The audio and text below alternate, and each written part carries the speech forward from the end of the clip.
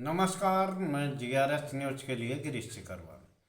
जैसा कि तय था, दिल्ली में वैसा ही मुख्यमंत्री चुना गया। यानी कि दिल्ली में भी ऐसा मुख्यमंत्री चुना गया जिस प्रकार का मुख्यमंत्री मध्य प्रदेश और राजस्थान में चुना गया था। दिल्ली में भी एक तरह से वोट बैंक को दरकिनार कर रहे और ऐसे कोई मुख्यमंत्री फेस को नहीं दिया गया जिसका कि कोई स्वतंत्र अस्तित्व हो या कोई अपने मन से वो कोई योजनाओं में इम्प्लीमेंट कर सके। यानी दिल्ली में रेखा गुप्ता है, जो कि 2 बार लगातार चुनाव हारने के बाद अब की बार चुनाव जीती हैं शालीमार बाग सीट से। उन्हें मुख्यमंत्री की आज वो शपथ लेंगी। कल विधायक दल की बैठक में उन्हें अपना नेता चुना गया था। कल ही उन्होंने एलजी के यहाँ जाकर अपना दावा पेश कर दिया था। आज रामलीला मैदान, ऐतिहासिक रामलीला मैदान में भारतीय जनता पार्टी का शपथ ग्रहण समारोह होगा। लेकिन ये बात भी अब तय हो गई है कि दिल्ली में 5 साल तक वो स्थिति फिर से बन सकती है जो कि 27 साल पहले बनी थी। जिस प्रकार साहब सिंह वर्मा या आप कह लीजिए विजेंद्र गुप्ता को बाईपास करके अनाम जैसी रेखा गुप्ता को विधायक दल का नेता चुना गया, यानी कि उन्हें मुख्यमंत्री बनाया गया। हो सकता है जिस प्रकार पिछली भारतीय जनता पार्टी के कार्यकाल में 5 साल में ही 3 मुख्यमंत्री मदन लाल खुराना, साहब सिंह वर्मा और सुषमा स्वराज मुख्यमंत्री बनी थी, हो सकता है वही स्क्रिप्ट इस बार भी दोहराई जा सकती है, क्योंकि साहब सिंह वर्मा का स्वाभाविक दावा था। जिस प्रकार उन्होंने अपने वर्ग जाट वर्ग में उन्होंने 11 सीटें करीब जीत के भारतीय जनता पार्टी को दिलाई, जाटों ने इसके वजह से भर भर कर वोट दिया, उनको दरकिनार किया गया। पहले तो ये तक सूचना आ रही थी कि केवल दिल्ली में मुख्यमंत्री होगा, कोई भी उप मुख्यमंत्री नहीं बनाया जाएगा। लेकिन जब बात बिगड़ने लगी तब साहब सिंह वर्मा को उप मुख्यमंत्री पद देने की बात सुनाई दे रही। विजेंद्र गुप्ता जो नेता विपक्ष रहे, उन्हें भी संभवतः विधानसभा अध्यक्ष का पद दिया जा सकता है। यानी कि ऐसे कोई भी जनाधार वाले नेता को भारतीय जनता पार्टी पसंद नहीं करती, जो कि भविष्य में गुजरात लॉबी के लिए खतरा पैदा हो या उसका कोई स्वतंत्र अस्तित्व हो। जिस प्रकार उत्तर प्रदेश के जैसे मुख्यमंत्री हैं, इसके बाद महाराष्ट्र के मुख्यमंत्री देवेंद्र फडणवीस हैं, वैसा ही स्वतंत्र अस्तित्व कहीं दिल्ली में किसी का ना बन जाए, इसको लेकर गुजरात लॉबी पहले से ही सक्रिय थी। और वो जैसा कि आशा की जा रही थी कि दिल्ली में भी कोई मोहन यादव सरीखा ही मुख्यमंत्री बनेगा, और वो बात सही होगी। इसको लेकर न सिर्फ भले ही बात ऊपर उभर कर ना आ रही हो, लेकिन अंदर जो है, अंदर खाने फिर से भारतीय जनता पार्टी गुटबाजी की ओर बढ़ेगी, ये बात तय है। एनडीए में भी इसको लेकर रार हो गई है, क्योंकि आज हालांकि शपथ ग्रहण में सभी एनडीए के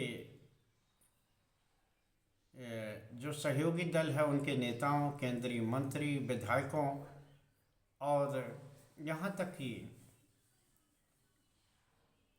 एनडीए के सहयोगी दल के नेताओं को भी शपथ ग्रहण में बुलाया गया है, क्योंकि मौका भी अच्छा है और खुशी का है कि 27 साल बाद भारतीय जनता पार्टी फिर से दिल्ली में सत्ता में वापसी कर रही है। लेकिन नीतीश कुमार ने इस आमंत्रण को ठुकरा के निश्चित तौर पर गुजरात लॉबी को एक तरह से संदेशा देने की कोशिश की है कि भले ही आप अन्य राज्यों में कुछ भी हों, लेकिन बिहार में वही होगा जो नीतीश चाहिए।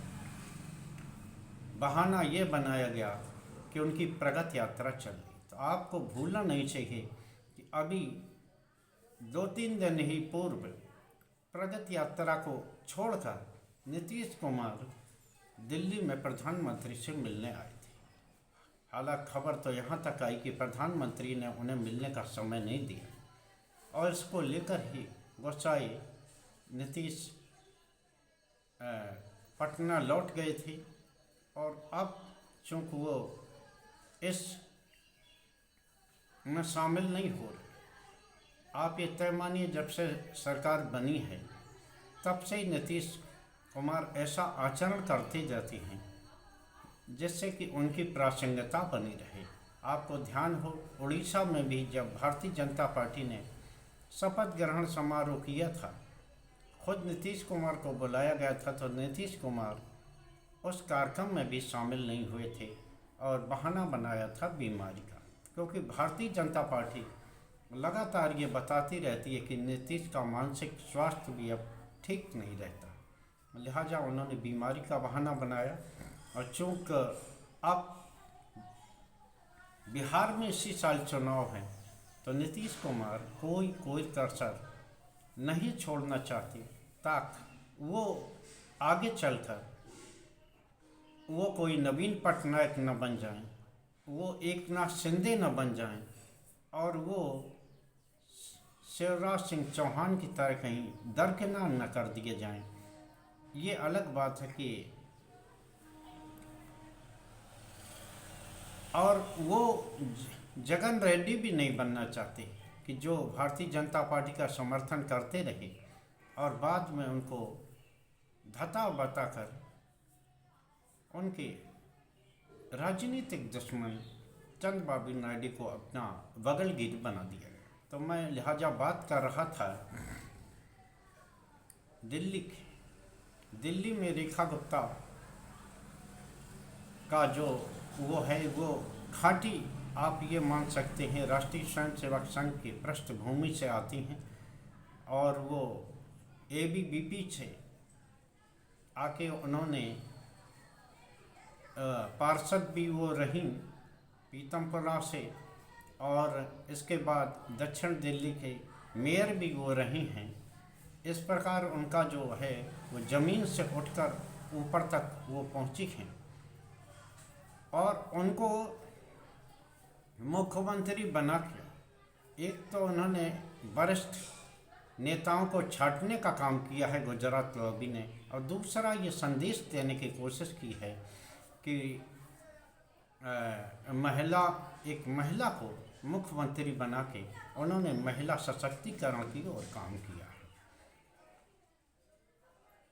और यही बात रेखा गुप्ता ने अपने इंटरव्यू में दोहराई। लेकिन यहाँ एक मैं प्रश्न क्या पूछ सकता हूँ कि जब दिल्ली महिलाओं के खिलाफ अत्याचार में इतनी ज़्यादा आगे है, यहाँ तक कि वहीं जंतर मंतर पे जब भारतीय जनता पार्टी के केंद्रीय बलों ने ही यहाँ की पहलवान बेटियों के साथ जब अत्याचार किया और उसको ले अपने हकों के लिए जब वो जंतर मंतर पे आई, तो क्या रेखा गुप्ता ने कोई बयान जारी किया था या वो जंतर मंतर पे उस को लेकर उन्होंने ये बात उठाई थी। एक ये ऐसा सवाल है जो कि भारतीय जनता पार्टी को हमेशा कटघरे में खड़ा करता है। आखिर दिल्ली ही क्यों? भले ही तकनीकी रूप से दिल्ली में भारतीय जनता पार्टी की सरकार बन रही हो, लेकिन लगातार एलजी के जरिए भारतीय जनता पार्टी ही किस प्रकार से वहाँ सरकार चला रही थी, लोगों ने देखा। किस प्रकार सरकार के कामों पर एलजी बिना सक्सेना कुंडली मारकर बैठ जाते थे, यमुना सफाई में दिखाई दिया। जहाँ भारतीय जनता पार्टी को बहुमत मिलते ही किस प्रकार वे रखी हुई मशीनें जो धीरे धीरे करके कबाड़ हो रही थी, जमुना की सफाई में उतार देंगे। तब भी चूँकि आज नई सरकार का शपथ ग्रहण है, तो हम इस संबंध में कोई वैसी बात नहीं करेंगे, अच्छी बात ही करेंगे जैसा कि दिल्ली वासियों ने जनादेश भारतीय जनता पार्टी को दिया है। महिलाओं ने अपना वोट भर भर को दिया है, तो लिहाजा हम आशा तो कर ही सकते हैं कि दिल्ली वासियों को प्रदूषण मुक्त वातावरण से निजात मिलेगी, यमुना मैया का पानी भी साफ सुथरा होगा और महिलाओं को उनके खाते में अपनी पहली कैबिनेट बैठक में ही पैसे भेजे जाने का प्रस्ताव पास होगा। आज के ब्लॉग में बस इतना ही। जय हिंद, जय भारत। फिर किसी मुद्दे के साथ आपसे फिर से मुलाकात होगी। आप लोगों के बीच में हम पक्ष आपका रखेंगे। जय हिंद।